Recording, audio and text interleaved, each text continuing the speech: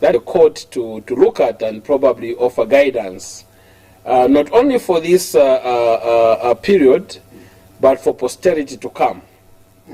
We also have seen the merger of ministries, creation of new ones, people being sworn into that office. Others even rushed to Parliament, to their offices to go and begin to perform their functions. And we said, wait a minute, is this constitutional? Is this legal? And so we had to go to court to ensure that the court can interpret that. But also you may also wish to note that we are not only dealing with these issues of the ministers and finance minister, we're also looking at our civil servants. Our civil servants have always been the victims in terms of change of government. There's been a lot of movements of civil servants, people being retired. In fact, for me, I don't call it civil servants, the public officers. Some other public officers have already been fired. You are aware of that, those were fired. For instance, police commissioners have been fired. The provincial commissioners have been fired. The secretary to the treasury has been fired. Now, our question is whether a public officer can be fired without due process, without a just cause and a due process. Right. Because the Constitution itself, which is the supreme law of the land, provides that when you are firing, dismissing an officer, a public officer, there must be a just cause and due process. So, was there due process that was followed? We need the court to guide, for the sake of the future, that these public officers that we have are now protected by the Constitution. You cannot just move them anyhow. You just wake up and begin to move them. This is not just for the president, no. It's for any appointing authority, as long as you are the appointing authority for these public officers, whether you're a commission, whether you are just an entity that is responsible for appointing a public officer, you are guided by the Constitution. The Constitution binds you. Now, in Article 176 of the 174 of the Constitution, clause number 3, that is where we find that clause to say that a public officer cannot be removed without a just cause and due process.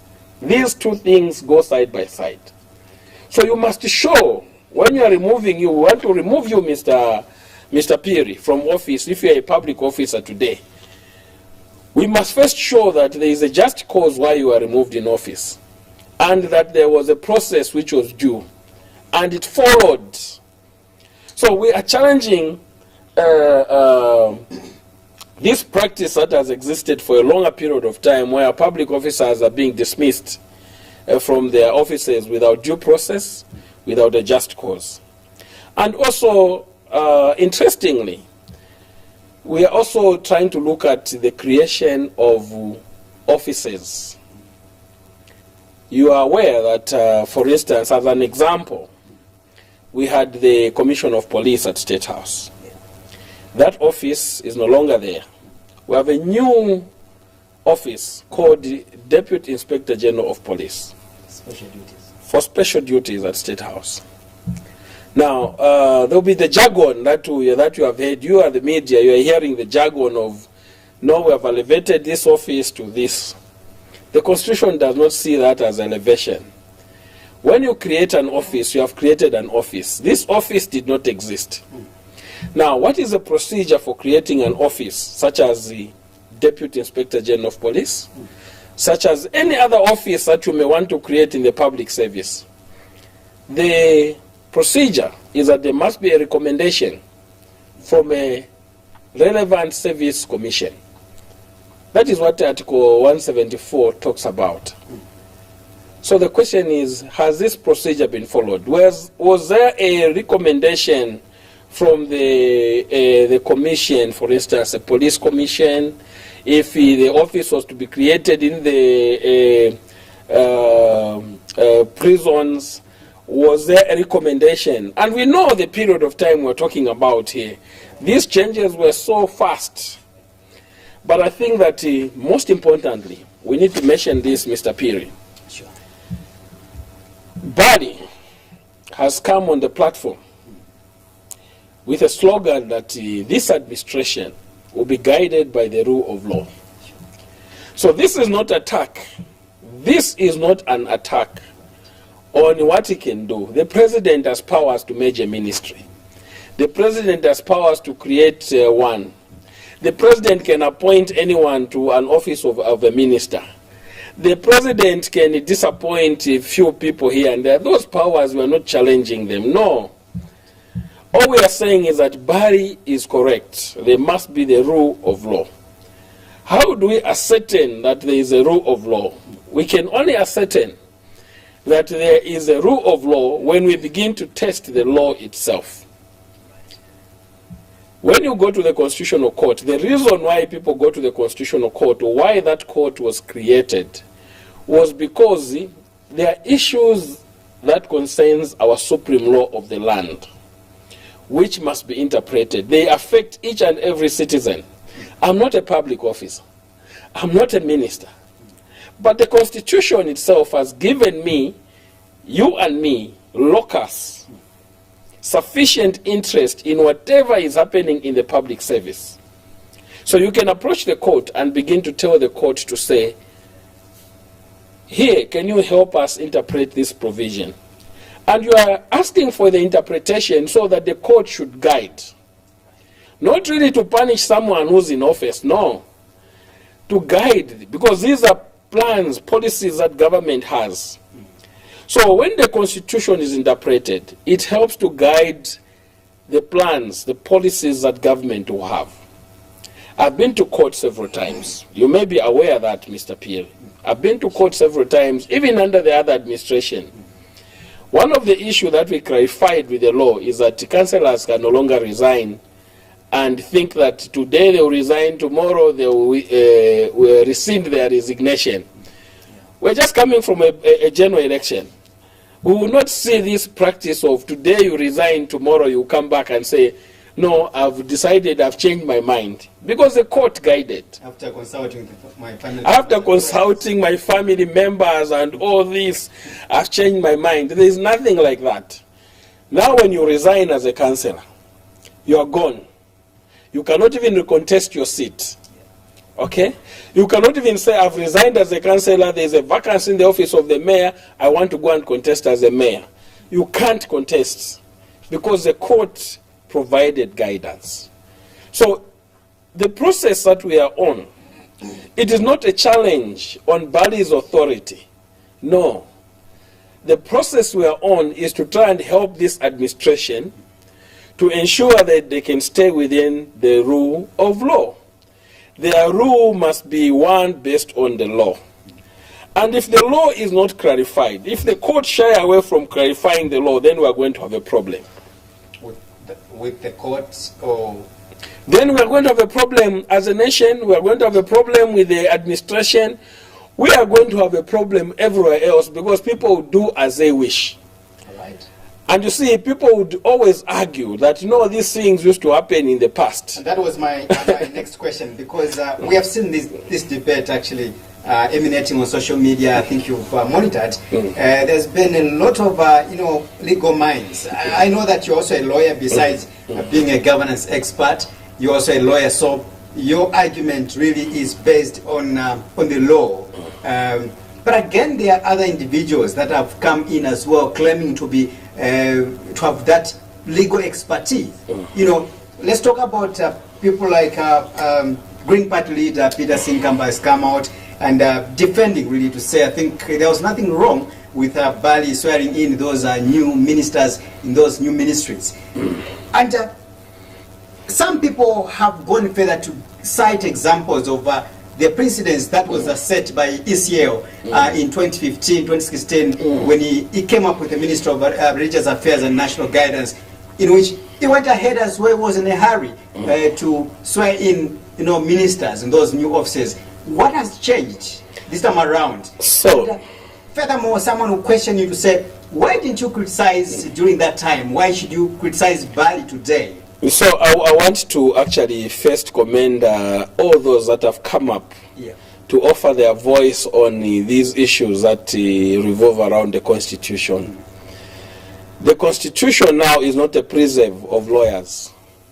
The Constitution is what you and me, what a common man in the street is supposed to be reading, understanding, contributing towards its development, and ensuring that we can enforce it, we can defend it. We have a duty to defend the Constitution at all times.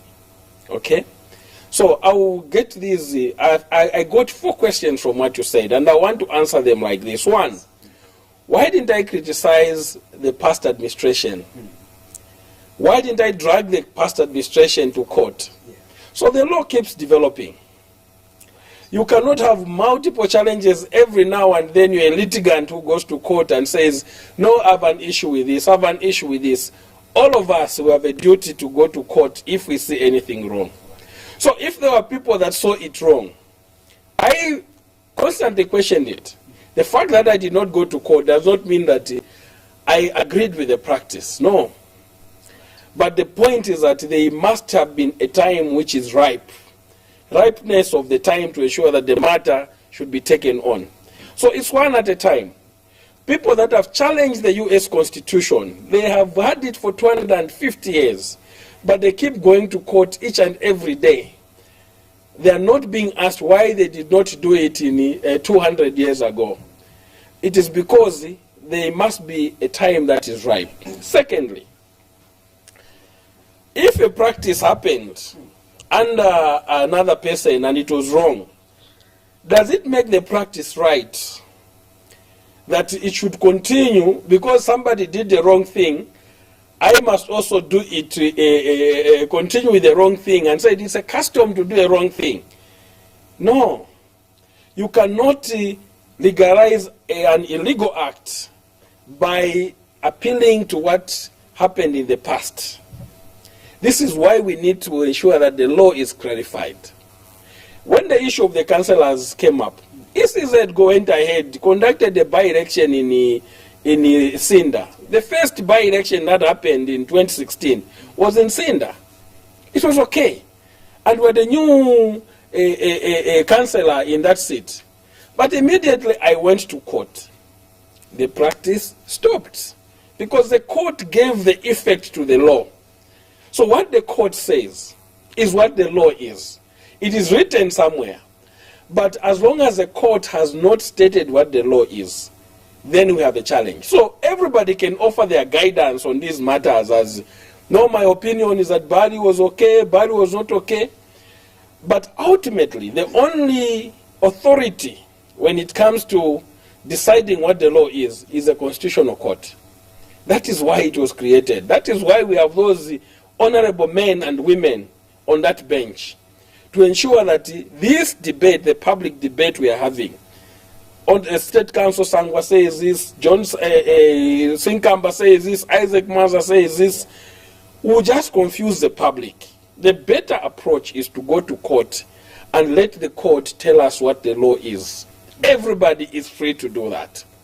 So those are some of the issues why we are taking this route of going to court, so that the law must be clarified. Let me give you another example of what happened in 2016 in fact. You remember very well. We had ministers that stayed in office. There were arguments from both sides. The president was a lawyer.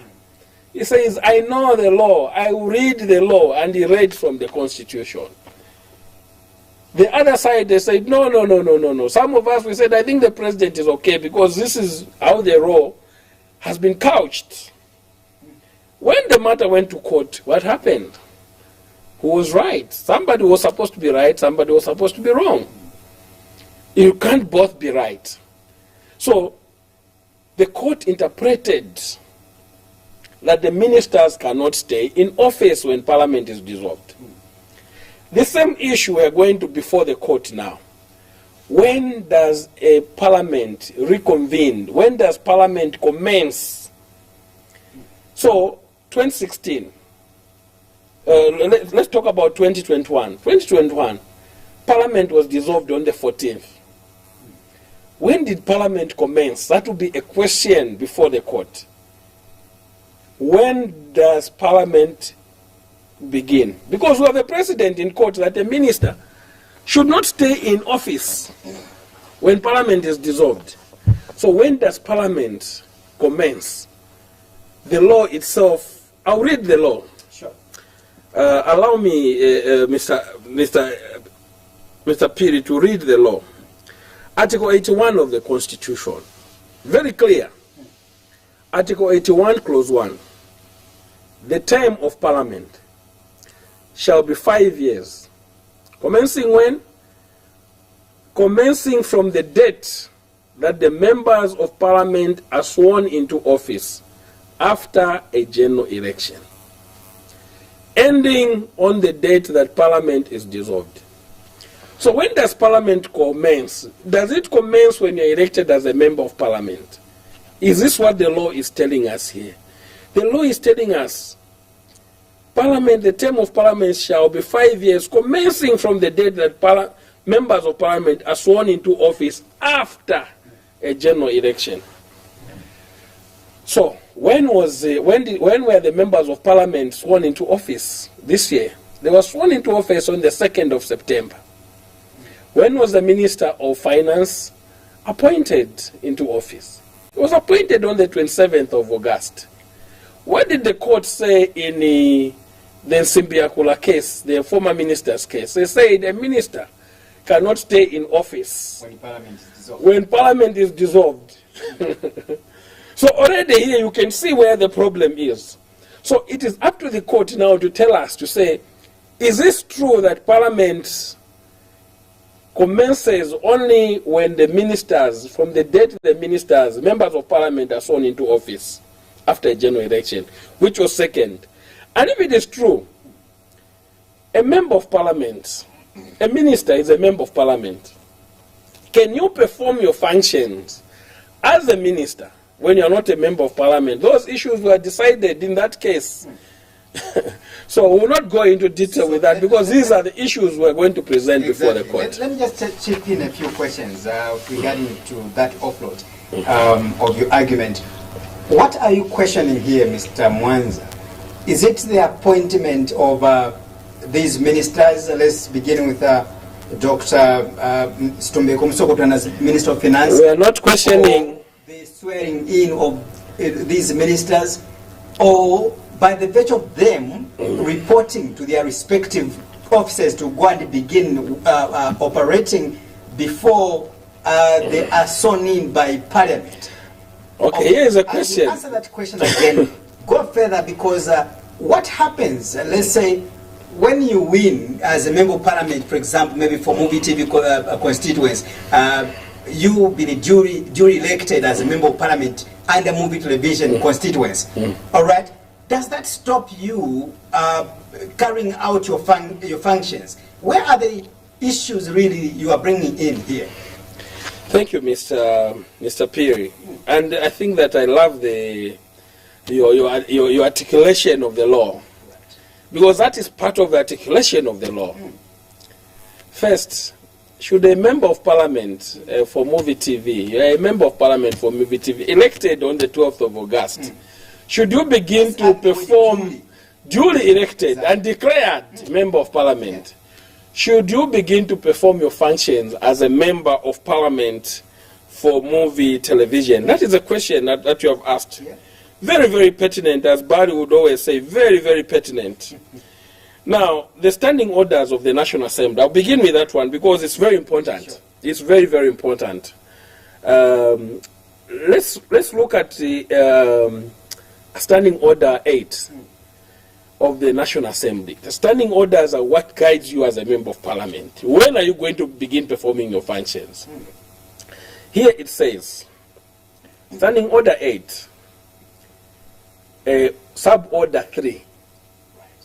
A member who's a member of Parliament shall, you know when we use shall in law, it's mandatory. It's a must. A member shall before carrying out the duty of his or her office, take or subscribe an oath of office as prescribed under a written law, and are set out in Appendix 4 to these standing orders. When does a member of parliament begin to perform their duties? Is it before they are sworn in or after they are sworn in? The law answers us. You cannot perform your functions as a member of parliament, even if you are duly elected, before you take an oath as a member of parliament. So all these members of parliament who are duly elected between August 12, August 13 when they are declared, to September 2, they could not perform their functions before they take oath. It now brings us to the second question. What are we questioning here? We are not questioning the authority by His Excellence the President, Mr. Hakainde Hichilema, from appointing ministers. No, he can appoint ministers. But we are questioning whether a minister can be in office as a minister between the time when Parliament was dissolved and before the time Parliament commenced. That is a question. It will be as simple as that to the court. When does Parliament commence? The law is clear. There will be no adding to this. There will be no adding to the law. It commences when members of Parliament are sworn in, after a general election. So, between these periods, you should also appreciate that even when Parliament is dissolved, our laws also speak to the fact that during the time of war, the president can summon the dissolved parliament. You understand?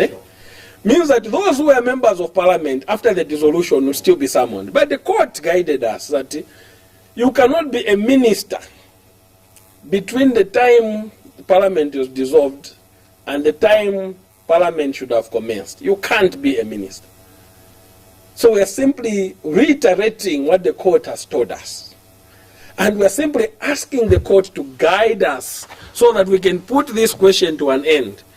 It is not about Bari again. It is about the future of this country. The future of how we do things when we are given office. When you will be in office as the president, Mr. Piri, when are you going to appoint your members of parliament? For instance, if the court agreed to say no, before being sworn in, parliament was still dissolved. Yes, you are duly declared. Just like your friends, they could have been summoned during the time when parliament was dissolved. But you cannot be in office as a minister, like we said in the Sembiakula case. It will help you in future, when you take over the reins of power in this country, to understand when you are going to choose your ministers. When your ministers will begin to perform the functions in office. That is what is going to help you.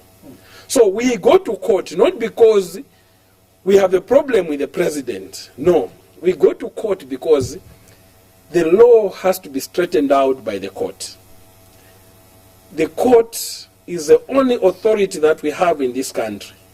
All of us, whether you're a state counsel, whether you're a junior lawyer, whether you're a senior lawyer, whether you're a legal practitioner, we all must go to court and respect the decision of the court. But most importantly, we have the Constitution, which binds the court.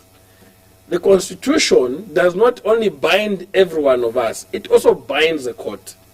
So when it says Parliament is 5 years, from the date when members are elected into office, after being sworn in, to the date when Parliament is dissolved. Before that, there is no Parliament. So why would you want to have a minister in office when there is no Parliament, when Parliament is not there? Those are the questions we'll be asking the court. We are not saying we are right ourselves. No, we are not saying we are right. We'll only be right if the court agreed with us in court. So all of us, we can debate this matter. But when the court hears our argument and gives a decision, then we will know what is right for this country. And I'm glad that you've rightly put it, that you are not against Bali's decision to appoint ministers. That's not your issue. But I want to go further to ask you to say, where do we have a problem, with regards to following our own laws in this country? Because I'll take you back again. Some people, let's say on social media right now that are following, are going to question you further to say, for example, we had ECL, who is a lawyer by profession, a person that should have understood these issues better than a businessman like Bali, a farmer like Bali, an economist like Bali. We had somebody that really abrogated these clauses you are stipulating right now by the name of President Edgar Lungu at a time in office. But according to you, again, you've gone further to defend it quickly to say you want to correct the precedents that possibly was set by maybe ECL among other leaders. Where do we have a problem really? Is it because of the political, our politicians really do not really know what they're supposed to do when they're in those offices? All right? Let's also bear in mind, and let us be a little bit nice to Bali, because he gave a guide, I remember very well, when he was making his last cabinet, or announcing his cabinet, to say, cabinet ministers, these that are occupying new ministries, please don't go in those offices, not until... Actually, it came a bit late. It came a bit late. They were sworn in, and after being sworn in, you are a journalist, you were there. After being sworn in, there was a public backlash. Yeah. And that is when the guidance was offered to say, no, please don't go into offices. Already you are the Minister of Technology seated in the office, posting pictures on the social media all over. And that's the guidance came a little bit late. So, where do we go wrong? Yeah.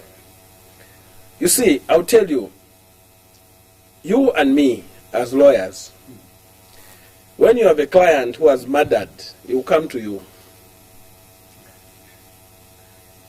Are you going to refuse taking instruction from that client because you think that this person killed? You will represent a client. I will represent the other side. It doesn't mean that you and me are wrong. We are simply exercising what we think should be right. We need to argue it before the court. You need to defend your client and say, no. Yes, he killed. This client killed. But he did not murder. This was not murder. Probably it was manslaughter. For manslaughter, you'd even now offer some defense, as it was the case with Kambaraji, where a person is acquitted. We have people who have killed and they get acquitted. Okay? So, the fact that one was a lawyer and could have made a mistake does not take away the fact that all of us, we are entitled to an opinion about the law. Only when the court comes in to clarify what the law is, do we know what the law is. Actually, we say the law is not law until when the court has given effect to it, has pronounced itself on it. So you read it, what you are going to read, and what I will read, we read the same sentence, but we interpret it differently. So it only becomes a law. We only know what is right when the court has given effect to it. So we can simply say Bali was correct, as well as ECL. So the court, exactly. So the court should now tell us what is the best interpretation, because in the past the court, for instance, has guided. The ministers were made to pay back for being in office for a few days that they stayed in. It was 30 days. Yes, they were made to pay back. And the court pronouncement was simple. When parliament is dissolved, and before the commencement of another parliament, you cannot be in office. You cannot be a minister.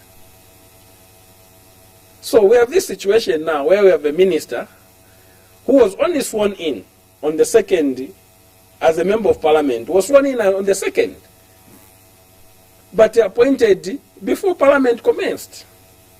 These are the issues that we must be asking ourselves, interrogating. Not that we think that Bali was wrong. No.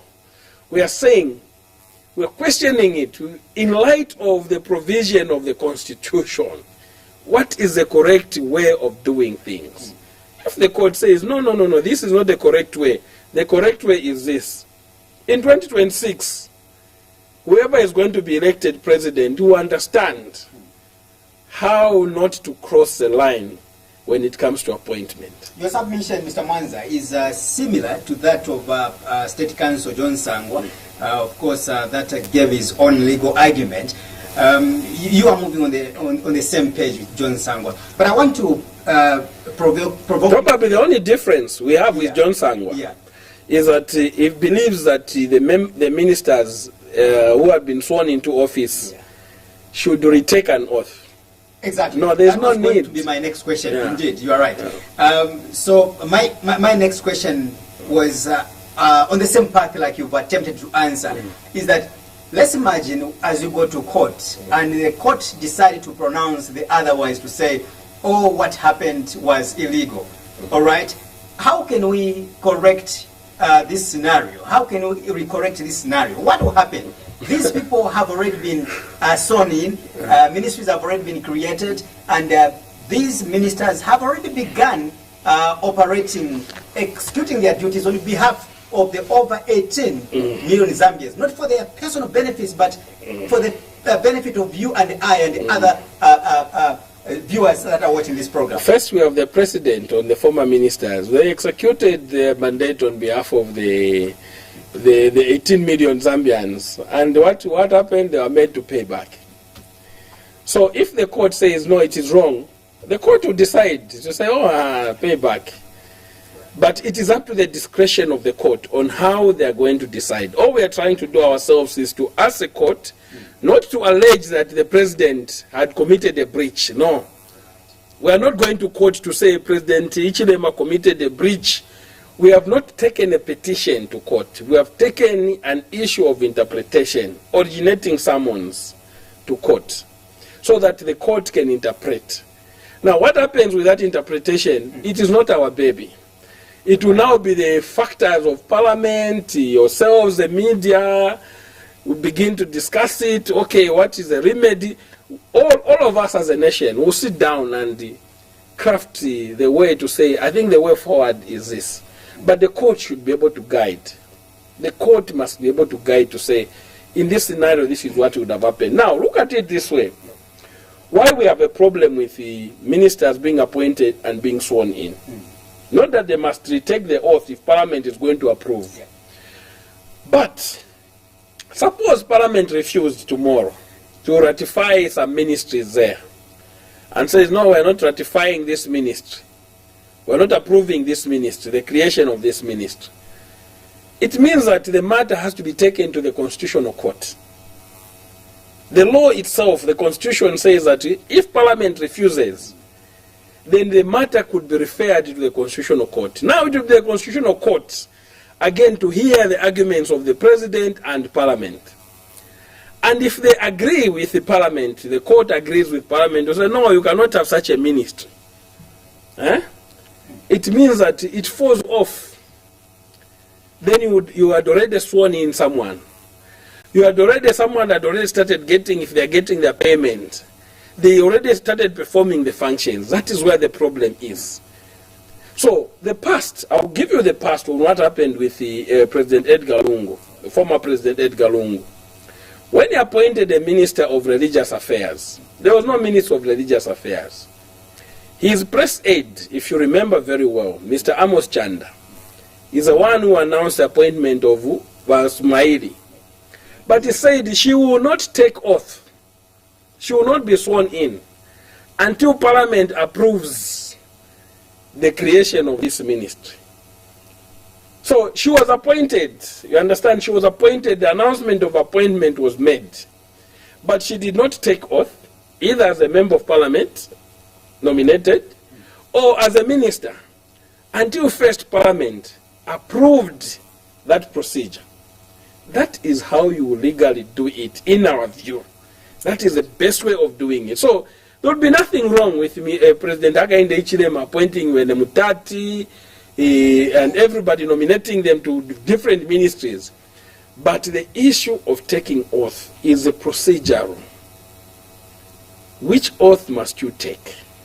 Article 260 talks about you taking the oath of a member of Parliament and taking a ministerial oath and any other oath. For a minister, it's 2 oaths. First, you must be nominated as a member of parliament. When you're nominated, you take an oath as a member of parliament. Then you go to a state house for swearing in.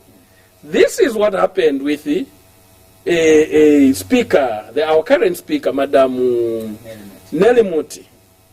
First, she was appointed, nominated. She's elected as a member of parliament. She takes oath at parliament. Then she goes to State House and takes the oath. You understand, eh? These are the issues that we must pay attention closely because they affect our governance of the country. The court has already pronounced itself on some of these matters. We cannot be relegating them to the backwaters of saying, no, there's just this is a new administration, give them time. Yes, they need time, but they also need the help of the public, people like you, for you to bring us here to come and discuss, to say, what is the issue here? So that people can understand. Wherever they are in the offices, they must understand that we don't have a problem with them. We are actually supporting what they've said, that their administration will continue to promote the rule of law.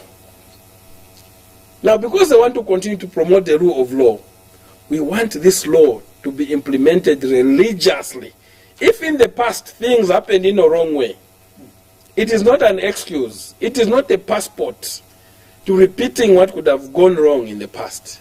I know that I'm sure you are also aware that today we seem to have a lot of lawyers or experts in law today as we speak.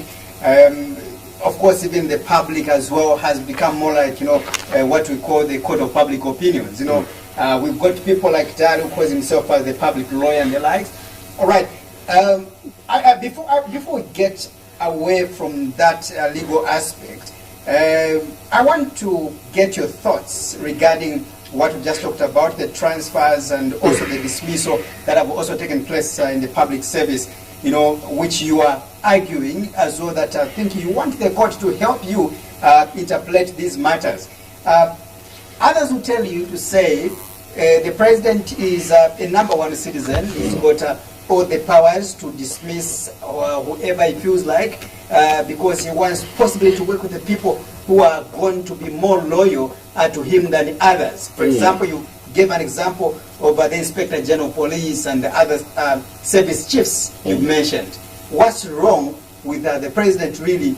We have seen this not only under Bali's administration, but this has been going on again, for God's sake, like you've mentioned in the past as well. I don't want us to go into so much of arguments which will be presented before the court, but I want to give you this thought. Yeah. First, it is good to say that we have lawyers of public opinion and many other people that are commenting on the law. The Constitution actually encourages all Zambians to take interest in their Constitution, to read it, understand it, debate it, and defend it. So it is good for every other person to come out and defend their Constitution. It shouldn't be a preserve for the lawyers. This Constitution should not be a preserve for the lawyers. I'm not a legal practitioner. I'm a lawyer by the standard of what a lawyer is. I'm not a legal practitioner, no. But everyone, including yourself, you must take interest in what the law says. Now, let us go to the question that you have asked, very pertinent. Why should the president not dismiss public officers?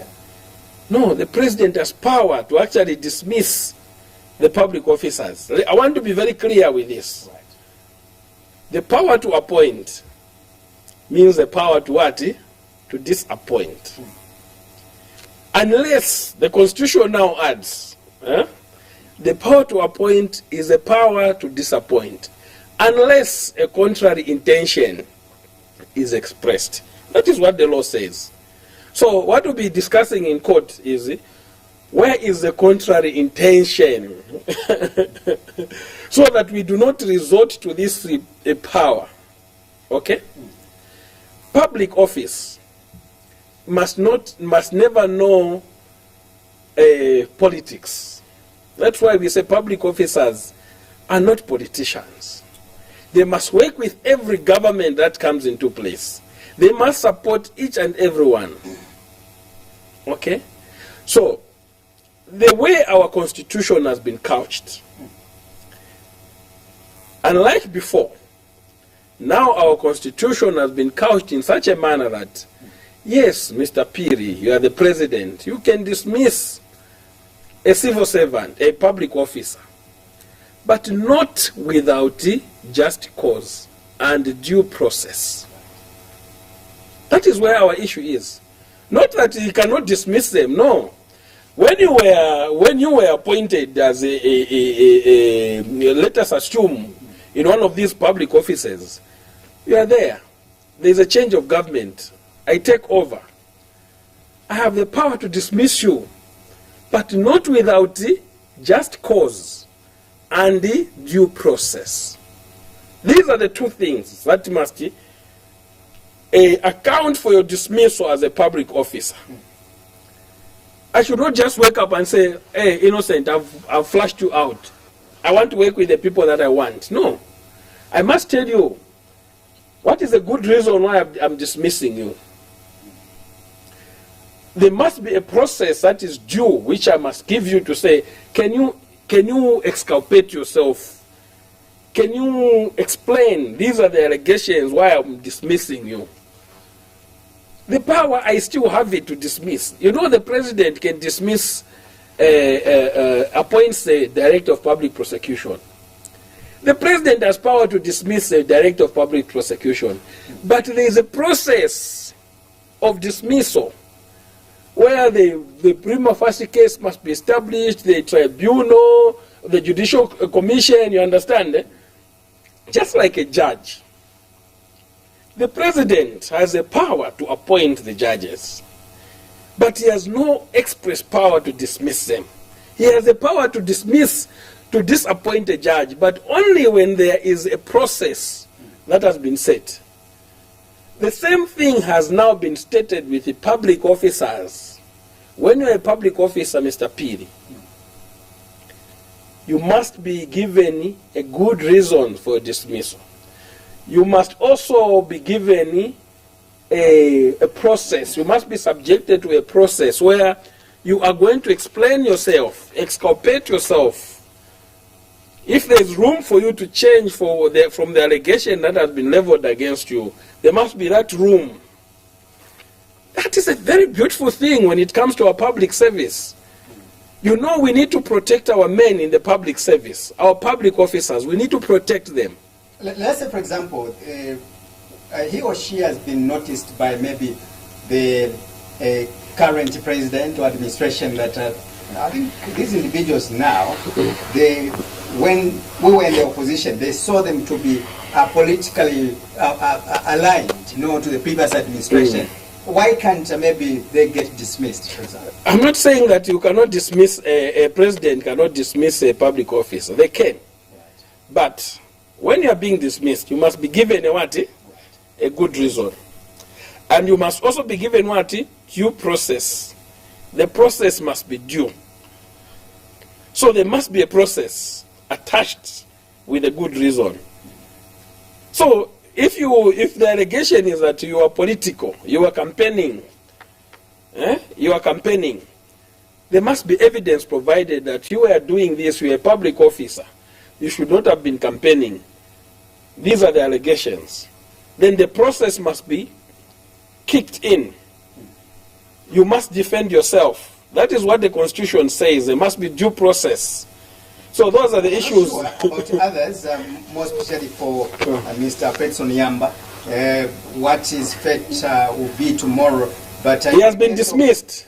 Exactly. But in the case of the former Inspector General of Police and others, there was a statement coming from the president that the possibilities of them being deployed are very high. It's okay. It's okay. But I want to also just let you know that our constitution, even on this removal of the ranks, you understand, you are moved to another place and all that. What does the constitution say itself? Because the Constitution must always be seen as our guide. So there is a possibility. We should not leave it to chance. So I want to read Article 174 again.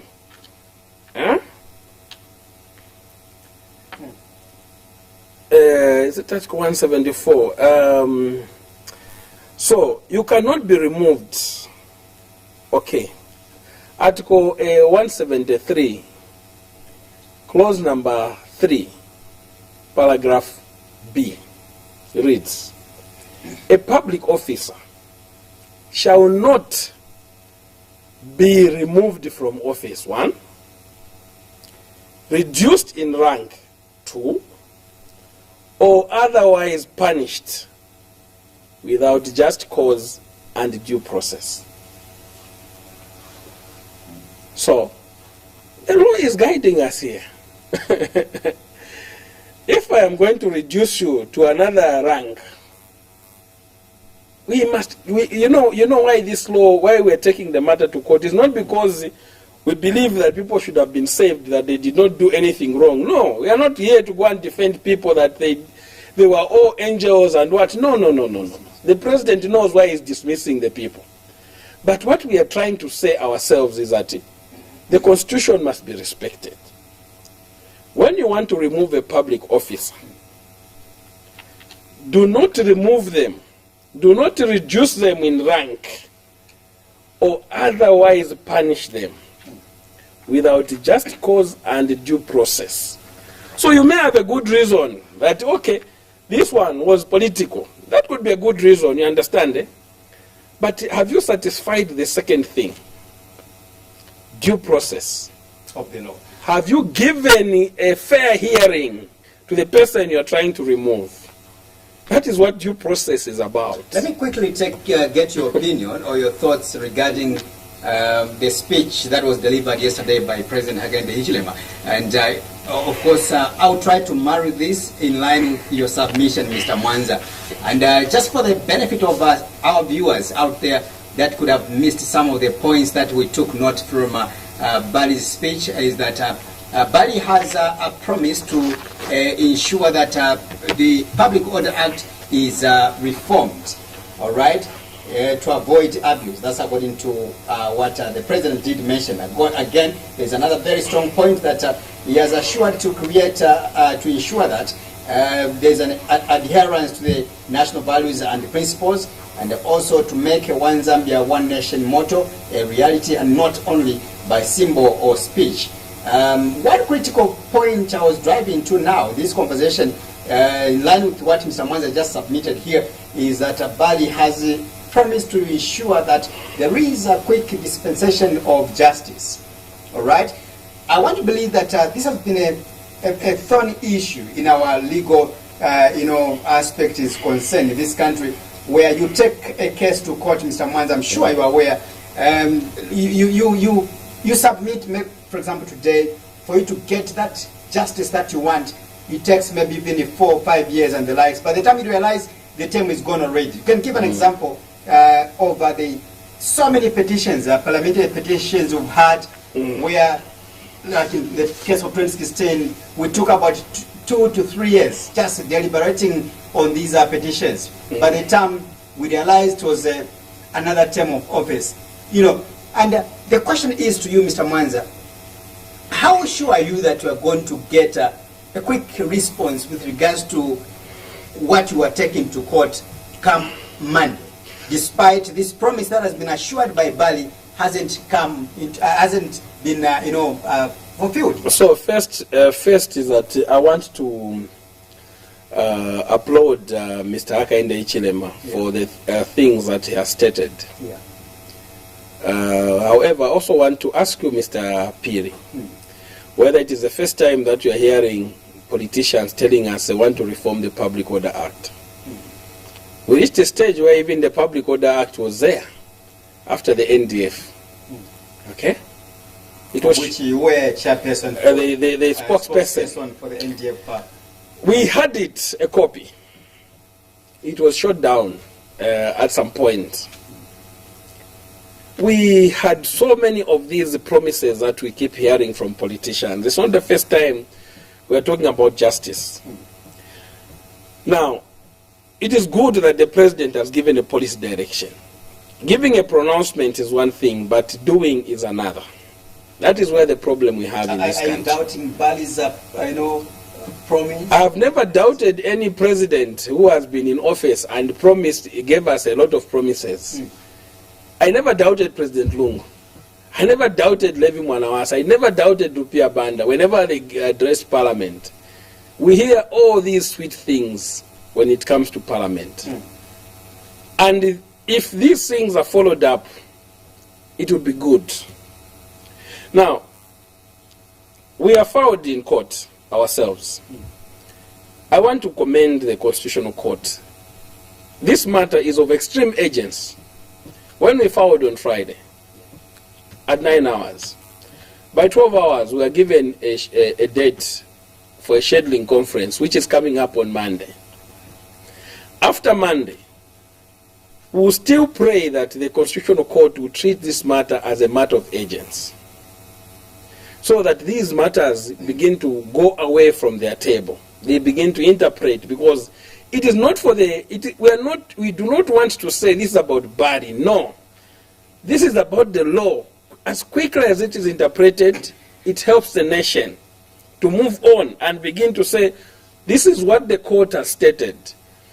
If there will be any future dismissals in the public service, the appointments, merging of ministries and all that, the court would have outlined the procedures which must be followed. This is what our interest is. Now, we do not doubt the court. The Constitutional Court has been efficient in most cases when we have taken a matter. I will tell you, when we took a matter involving Shakafuswa, when he wanted to stand as a mayor, that matter was heard within 35 days, the judgment was out. What delays the cases in court? Sometimes we blame on the court, but it is not the court at times. It is the people that go to litigate. So if I go and approach the court, I don't file in all the documents that are needed, the court will not help me to push the dates as quickly as possible. So it is about both parties. The parties are very key to quick dispensation of justice. But also what Bari needs to understand when it comes to efficient delivery of justice is that our courts in Zambia are stressed, overstretched with the workload. Our High Court in particular is so overstretched. We need more judges. It needs to employ more judges.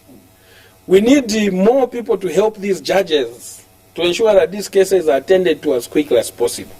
But we are moving towards that direction. You know, even under the last administration of the court, when I talk about the administration now, I want to talk about the late Justice Irene Mambilima. Yeah. She issued orders, okay, that when a matter has been submitted, it has been argued, parties have made submissions. Now there is a caveat. You have 180 days. Within the judgment must be delivered within 180 days. It should not be one year, like the judge now just said, now let me deliver this judgment. So we are moving towards that practice.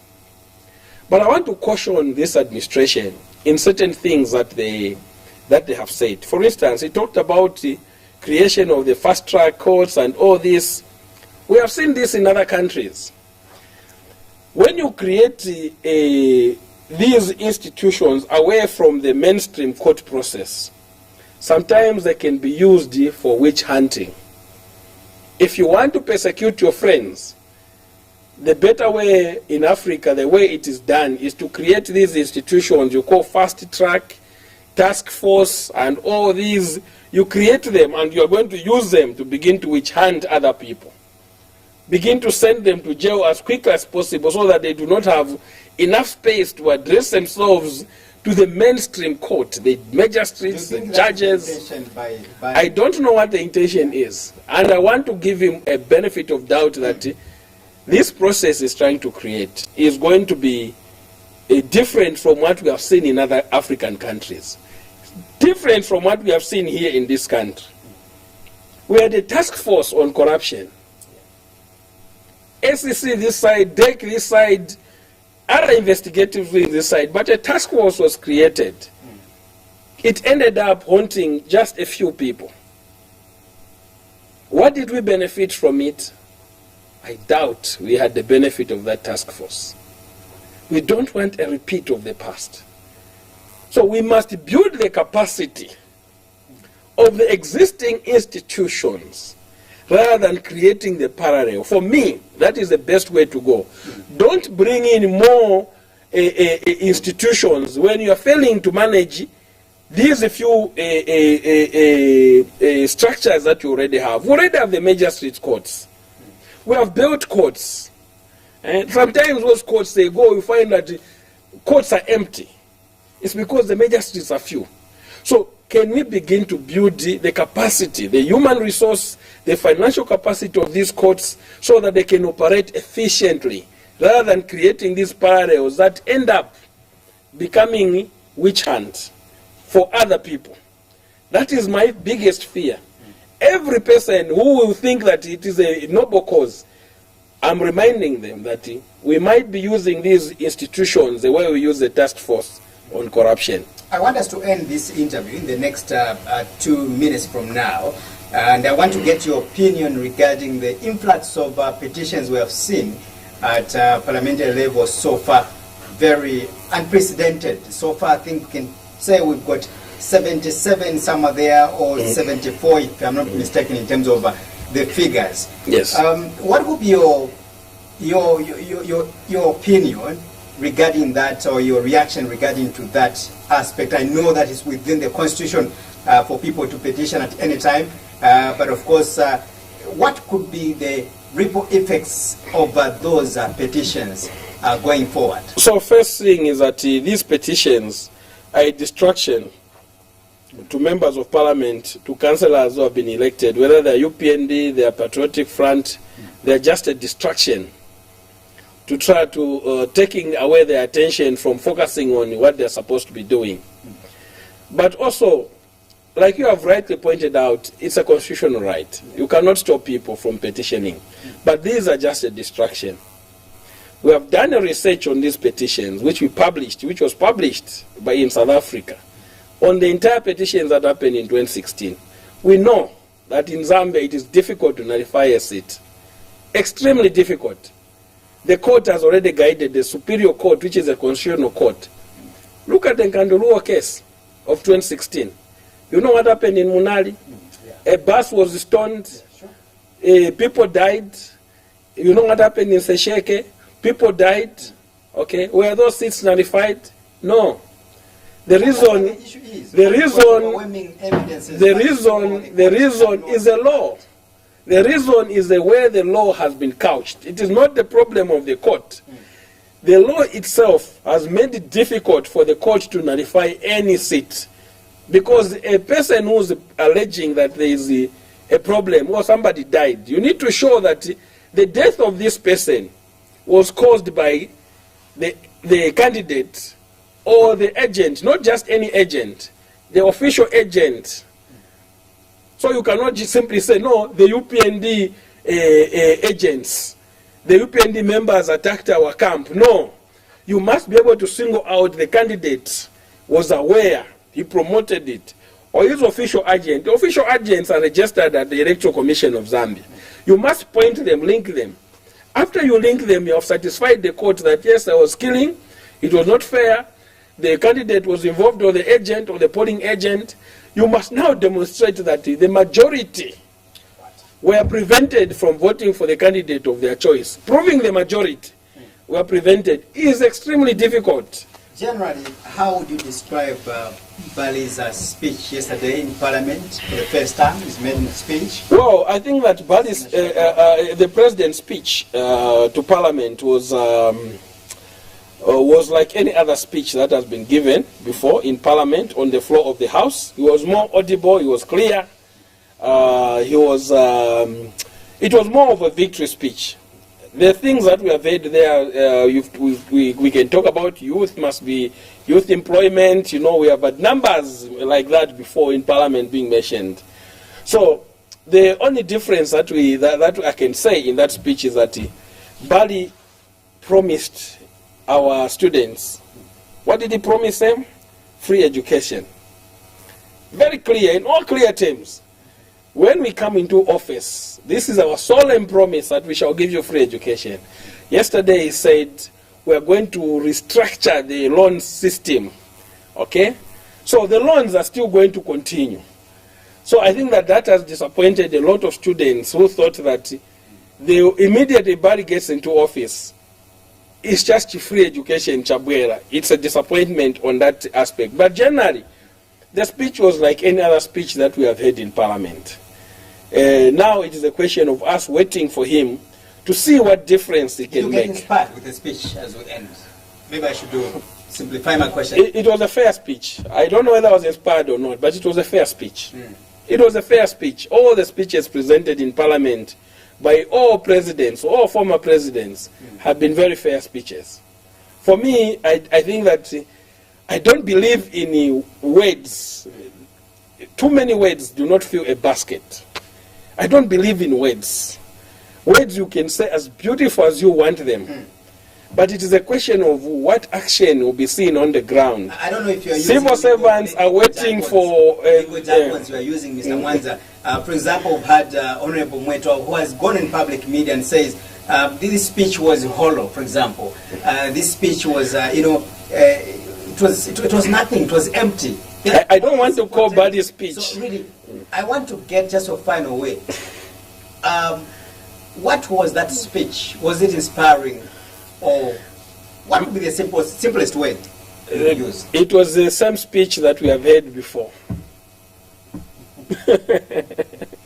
We have heard the same things. What he said, we have heard them before. So it was the same fair speech that we have heard. It was not horror. I have never felt that the president's speech, whether former presidents, Lungu, Bwezani, no, they've just been speeches. Politicians will use horror, what? But for me, I've heard these speeches since the time when I started listening to Parliament. I hear almost the same tone from these presidents. So it was a fair speech? Just a fair speech and the same speech that we have been hearing. But his performance so far up to this point? It's just 2 weeks old. I don't think there's anything to evaluate him from. Let us give him 100 days. Then we can evaluate him. So far, I think it would be injustice for me to say he has performed or he has not performed. No, I think that I'll be doing injustice to him if I said no, Bari has not done anything. But I like the fact that the president has been very clear on the street vendors, or not on the street vendors, on the cadres in the markets.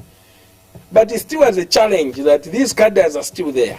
But his strong stance on taking away the cadres, I would rate him, at least I'll give him a 1 out of those promises that he has given. Some of those are PF cadres that have switched camps. Exactly, and you see, that is what this administration must get worried about. Yeah. They're the same cadres, you know, in PF. These were the same cadres who were in MMD. They switched. These are the same cadres who have now switched. So they will continue switching. As long as we do not give them employment, gainful employment, we are still going to have them. But I can give him a pat on the back. For that issue on the cadres, I think that let us acknowledge that our bus stations are becoming more decent. Our markets are becoming decent, although marketeers are still being victimized. The same cadres, his own cadres, UPND cadres and the PF cadres, they are now terrorizing those who have to tame, but they want to take them away so that it's them who can begin to trade. Yeah. I think that the Minister of Local Government needs to protect the marketeers. He needs to take stock of who owns even a Kasimpo and Temba in the market so that we do not have this confusion that might come with these cadres who have gone back into the markets. All right, Mr. Mwanza, thank you so much for coming, for speaking to us on these very pertinent issues that, of course, you are yet to address. through the courts. Thank you so much. Appreciate it. Yeah, we appreciate for your legal inputs always. Thank you so much. Thank you to management and yourselves for inviting us. Right. Right. All right, my guest on the program has been Isaac Mwanza, legal expert, or should I say, of course, a lawyer by profession, and also a governance activist or expert, if you wish. Of course, I was here offloading what he knows regarding to what we should be done in terms of the governance of this country. Allow me to appreciate you, the viewers, because by the end of the day, you make this program a success. So always I value your contribution and also your viewership, and also my camera person, Obvious Kapun, in the studio. Thank you so much. Upstairs, my young, vibrant team, thank you so much for that fantastic work. My name is Innocent Piri. Allow me to say, may God bless Zambia, may God bless Mother Africa. Good night.